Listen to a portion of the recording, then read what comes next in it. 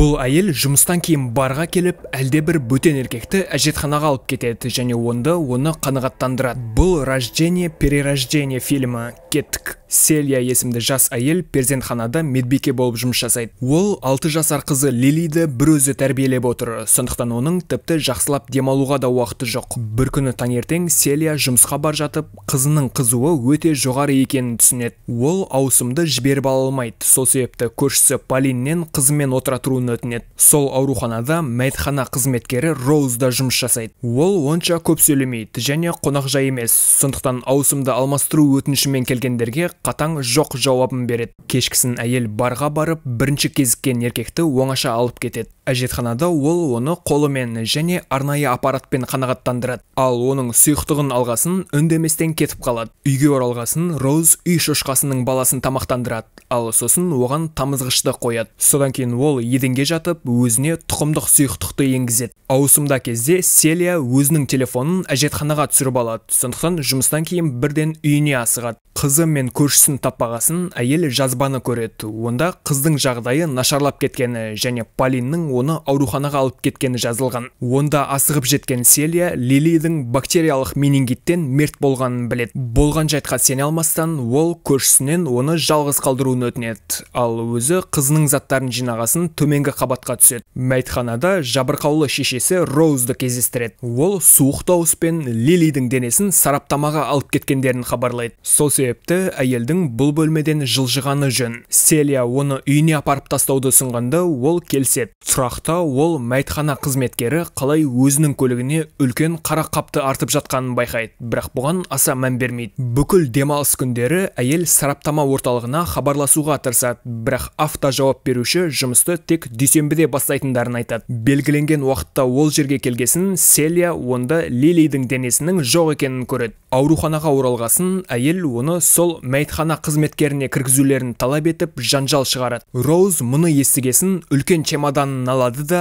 тұраққа асығады. Селияның тоқта дегеніне қарамастан ол көлігіне отырады да жүріп кетеді. Бірнеше күн өте әйел ақыры Роуздың мекен-жайын іздестіріп табады және оны есік алдында күтеді. Мәйітхана қызметкері байланысқа құлықсыз барады, бірақ оның пәтерінен әлде бір құралдың дыбысы естілгенде ол қонақты итеріп жібереді де ішке асығады. Селия ізінен ереді және таңғалыстан қатып қалады. Оның қызы Лили кереуетте жатыр, ал оның денесіне әлде бір құралдар жалғанған. Роуз қыздың әлі де тірі екенін түсіндіреді. Ол оның эксперименттік препаратын сынауға өте қолайлы келді. Оның көмегімен дәрігер баланы тірілте алды.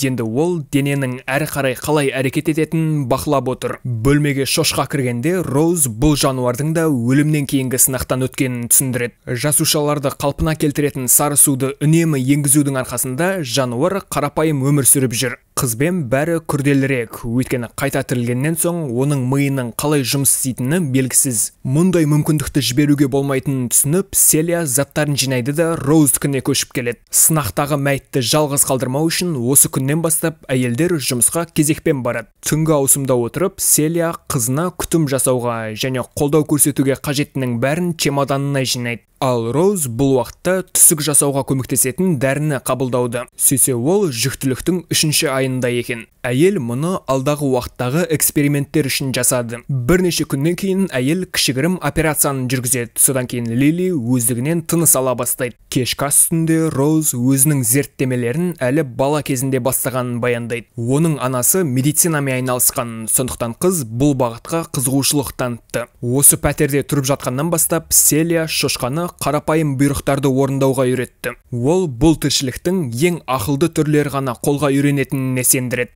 Келесі күні жұмыс кезінде Роуз есін жоғалтады. Әріптесі көмек шақырады және оны операция палатасына әкетеді. Сөйтсе түсіктен кейін ода инфекция басталыпты.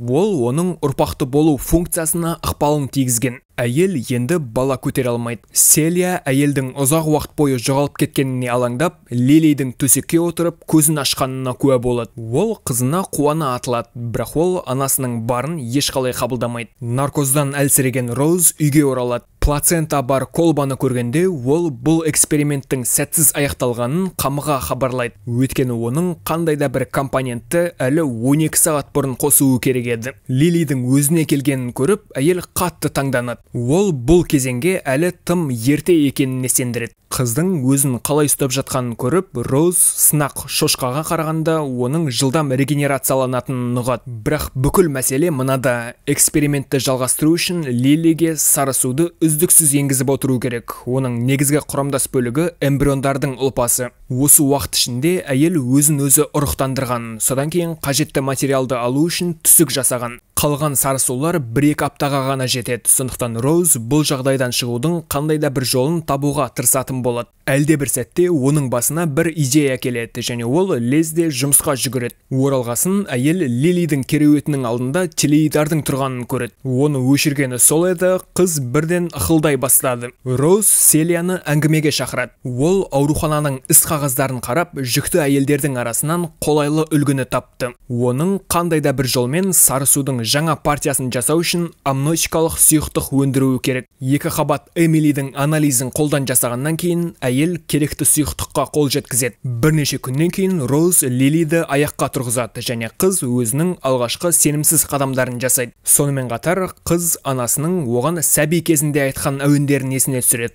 Ал тағы ол атына қарайтын болды. Бір күні кешке Селия олардың эксперименттері жазылған таспаны қосады және алғашқы тәжірибе Роуздың анасы болғанын түсінеді. Шошынған әйел таспаны сөндіреді де көрген нәрсесі туралы ойламауға тырысады. Келесі процедурада Эмили басқа ауруханаға ауысып жатқанын хабарлайды. Үйге оралысымен Селия бұл туралы Роузға айтады және әйелдердің арасында кішігірім жанжал орын алады. Әрқайсысы болған оқиғаға қарсыласының кінәсін табуға тырысады, бірақ соңында екеуі де бұл мәселенің жаңа шешімін табулары керек екендерін түсінеді. Осы түні Лили түн ортасында тұрады да шошқаның баласын өлтіріп тастайды. Мұның зерттеменің ішкі бөлігін тексерудің керемет мүмкіндік екенін түсініп, Роуз іске кіріседі. Ол қыздың қалпына келу процесін жылдамдататын әдісті табады. Бұл үшін сүйек кемігіне негізделген сары су қажет. Әйел Селияның көмегімен жұмысқа өзінің материалын алады, ал сосын қыздың өзін ұстауын бақылауды жалғастырады. Жақсару байқалмайды, бірақ Селия үмітін үзбейді. Ол пациенттердің көбірек санына қол жеткізу үшін қосымша ауысымды өз мойнына алмақшы, өйткені осылайша қолайлы донорды табу мүмкіндігі артады. Бірақ Роуз қызымен көбірек уақытын өткізу үшін әйелдің демалыс алуына кеңес береді. Ол керекті сары судың жоқтығынан қыздың көп ұзамай өлетінін түсінеді. Бірнеше күн өте Лилидің жүрегі тоқтап қалады. Селия соңғы минутқа дейін оның қасында болды. Жұмыстан қайтып келген Роуз тек жақсылап жиналған төсекті және тоңазытқыштағы қыздың денесін көрді. Оның серігі бұл уақытта Эмилиге кетіп қалған. Ол оны шай ішуге шақырды және қыздың шынаяғына білдіртпестен толғақты шақыратын дәріні сеуіп жіберді. Қыз ұстамамен дірілдей бастағанда Селия бірден жедел жәрдемді шақырды. Олар босанған әйелді ауруханаға апарды және әйел операция үстеліне жатқызылды. Бала құтқарылды, бірақ анасы өкінішке орай қаза тапты. Мәйітханада кезекшілік еткен Роуз керекті материалдардың барлығын жинап үлгерді. Үйге оралғанда ол өмірден түңілген Селияны көреді. Бұл жолы олар экспериментті соңына дейін жеткізуден үміттеніп, операцияны екеулеп өткізді. Өйткені баласын құтқарғалы жатқан анадан асқан мақсатына берік адам жоқ. Тіпті басқа біреудің өмірімен болсын. Арнаға жазылып, қоңыраушаны басып қоюды ұмытпаңыз. Сіз үшін бұл бірнеше секунд, ал мен үшін 100 000 оқырманға бастап барар үлкен қадам. Келесіде кездескенше.